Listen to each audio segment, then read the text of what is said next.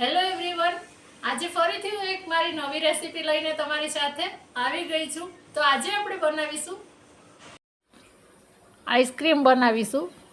શું તમે સાંભળ્યું છે ક્યારેય કે દૂધ, માવો, મિલ્ક પાવડર, કન્ડેન્સ મિલ્ક, ખાંડ આ કોઈ જ વસ્તુ વગર આઈસ્ક્રીમ બની શકે?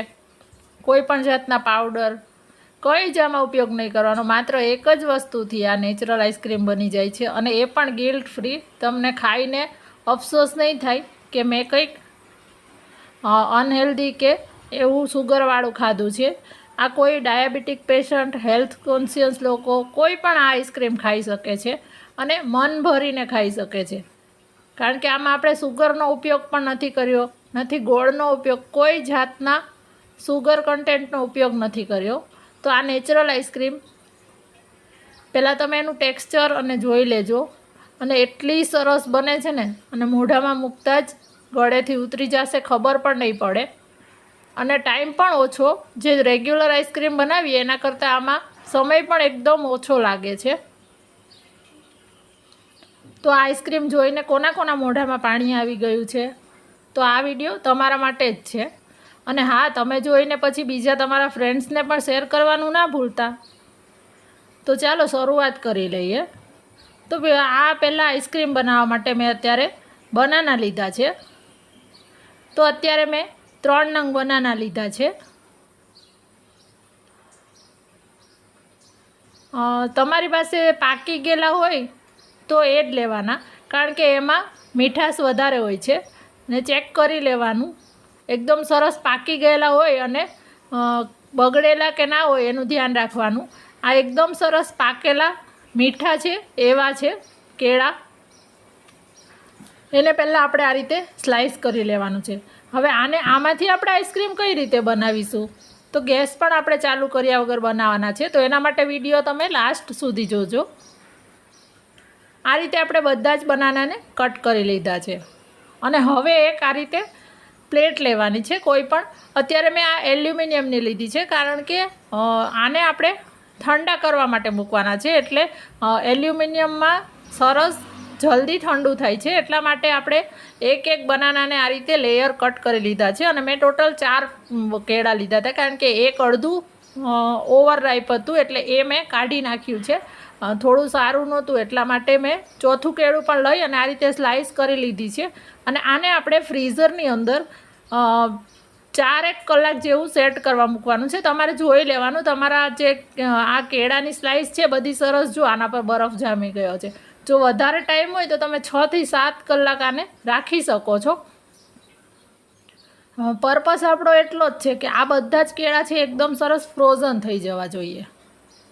હવે આપણા બધા જ કેળાને પહેલાં આપણે મિક્સચર જારની અંદર લઈ લેશું.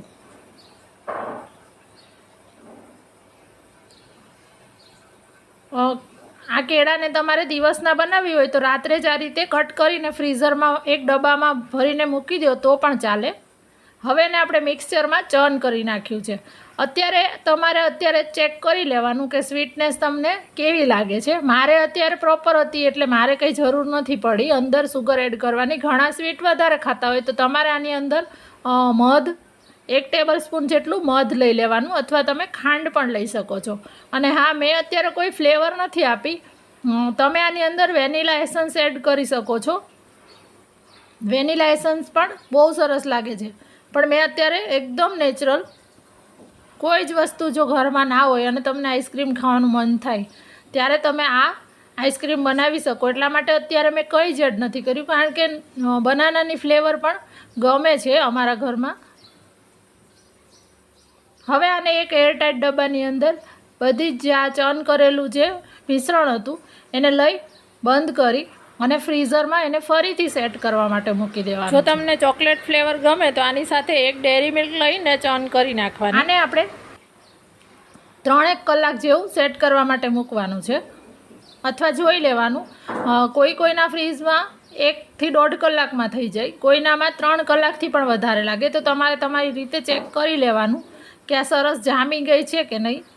જો અત્યારે આપણી આઈસ્ક્રીમ છે એ તમે જોઈ શકો છો કે કેટલી મસ્ત જામી ગઈ છે. હું તમને એવું નહીં કહું કે આ બહારની જે આઈસ્ક્રીમ છે એના જેવી જ સેમ બને છે. પણ હા, તમને જો આઈસ્ક્રીમ ખાવાનું ક્રેવિંગ થતું હોય અને તમે હેલ્થ કોન્શિયસ હોય તો આપણા મનને મારવા કરતાં આ આઈસ્ક્રીમ ખાવી વધારે સારી. અને બાળકોને પણ ઉનાળામાં રોજ રોજ આપણે બહારની આઈસ્ક્રીમ કે બીજી આઈસ્ક્રીમ બનાવીને ના આપી શકીએ, તો એવા ટાઈમે આ તો આપણે આપી જ શકીએ.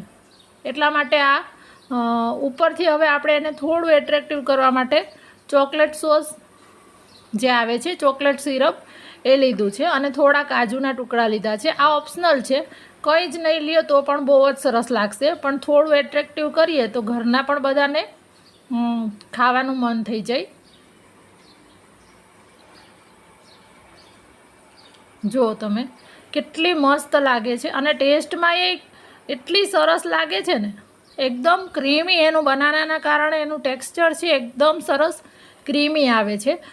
તમારે આને સેટ કરવા માટે મૂકીએ ત્યારે એ વાતનું ધ્યાન રાખવાનું કે જે તમારો જે ડબ્બાની અંદર મૂકો તે એરટાઈટ હોય, નહીંતર વચ્ચે ફોઇલ પેપર મૂકીને પછી એને ડબ્બો બંધ કરવાનો, નહીંતર અંદર બરફની પતરી થવાની બીક રહે છે.